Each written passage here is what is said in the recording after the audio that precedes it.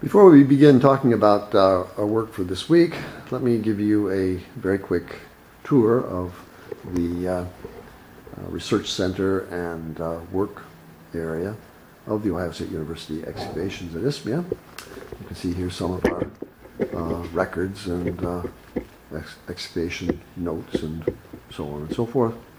And here, one of the workstations on the desks. And if you look very, very carefully, you can see a computer with our class on it, right there. And then continuing on, more books, more records, more areas for working. And of course, at this moment, I'm here by myself. Only there are 5 workmen here doing some things that we need to have done.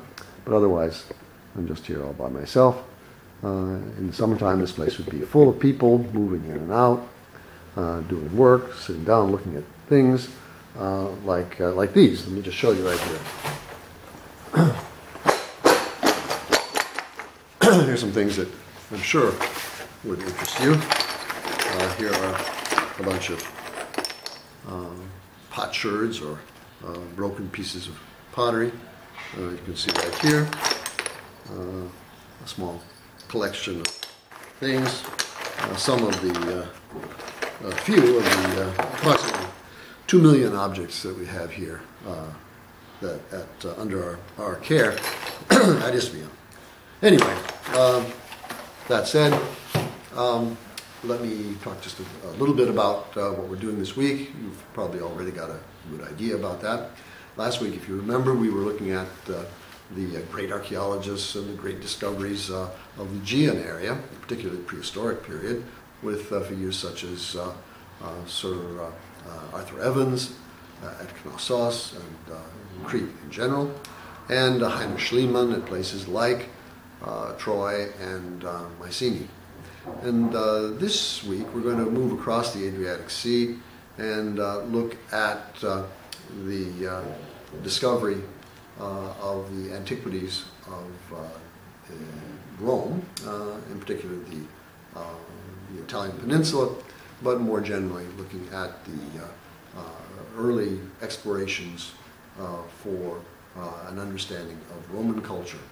And we'll be asking the same kinds of questions about excavation and other archaeological techniques for discovering information about the Roman past, and so it's sort of a continuation of the kinds of things we've been doing, but in a somewhat different area, and in an area where the situation, the kinds of finds that were being made, the political situation, and so on were different. And so we'll see differences, and that will be important to keep in mind.